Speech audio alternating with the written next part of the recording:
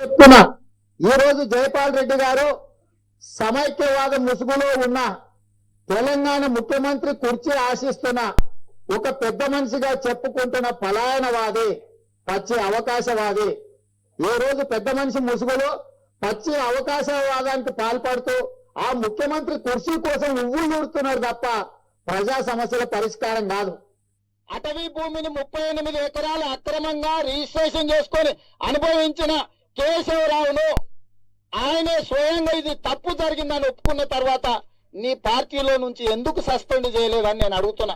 ఇవాళ కేశవరావు ఈ అక్రమాలకు పాల్పడ్డందుకు ఎందుకు కేశవరావు మీద నీ పార్టీ చర్యలు తీసుకోలేదు? తెలంగాణ సమాజం పట్ల సంపూర్ణమైన అవగాహన నుండి మేధావులు అని చెప్పగలిగిన వాళ్ళు నా దృష్టిలో ఇద్దరే. ఒకటి జైపాల్ రెడ్డి గారు, రెండు కేశవరావు గారు. నాకు పరిచయం ఉన్నదాంట్లో నేను ఒకటే మాట చెప్తున్నా. ఈ రోజు జైపాల్ రెడ్డి గారు సమైక్యవాద ముసుగులో ఉన్న తెలంగాణ ముఖ్యమంత్రి కుర్చీ ఆశిస్తున్న ఒక పెద్ద మనిషిగా చెప్పుకుంటున్న పలాయనవాది, పచ్చి అవకాశవాది. ఏ రోజు పెద్ద మనిషి ముసుగులో పచ్చి అవకాశవాదానికి పాల్పడుతూ ఆ ముఖ్యమంత్రి కుర్చీ కోసం ఉవ్వులూడుతున్నారు తప్ప ప్రజా సమస్యల పరిష్కారం కాదు.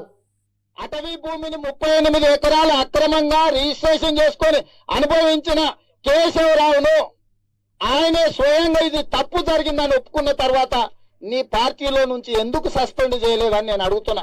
ఇవాళ కేశవరావు ఈ అక్రమాలకు పాల్పడ్డందుకు ఎందుకు కేశవరావు మీద నీ పార్టీ చర్యలు తీసుకోలేదు? తెలంగాణ సమాజం పట్ల సంపూర్ణమైన అవగాహన నుండి మేధావులు అని చెప్పగలిగిన వాళ్ళు నా దృష్టిలో ఇద్దరే. ఒకటి జైపాల్ రెడ్డి గారు, రెండు కేశవరావు గారు. నాకు పరిచయం ఉన్నదాంట్లో నేను ఒకటే మాట చెప్తున్నా.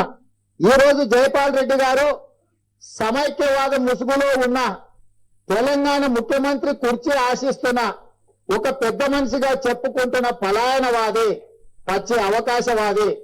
ఏ రోజు పెద్ద మనిషి ముసుగులో పచ్చి అవకాశవాదానికి పాల్పడుతూ ఆ ముఖ్యమంత్రి కుర్చీ కోసం ఉవ్వులూడుతున్నారు తప్ప ప్రజా సమస్యల పరిష్కారం కాదు. అటవీ భూమిని 38 ఎకరాలు అక్రమంగా రిజిస్ట్రేషన్ చేసుకొని అనుభవించిన కేశవరావును ఆయనే స్వయంగా ఇది తప్పు జరిగిందని ఒప్పుకున్న తర్వాత నీ పార్టీలో నుంచి ఎందుకు సస్పెండ్ చేయలేదని నేను అడుగుతున్నా. ఇవాళ కేశవరావు ఈ అక్రమాలకు పాల్పడ్డందుకు ఎందుకు కేశవరావు మీద నీ పార్టీ చర్యలు తీసుకోలేదు? తెలంగాణ సమాజం పట్ల సంపూర్ణమైన అవగాహన నుండి మేధావులు అని చెప్పగలిగిన వాళ్ళు నా దృష్టిలో ఇద్దరే.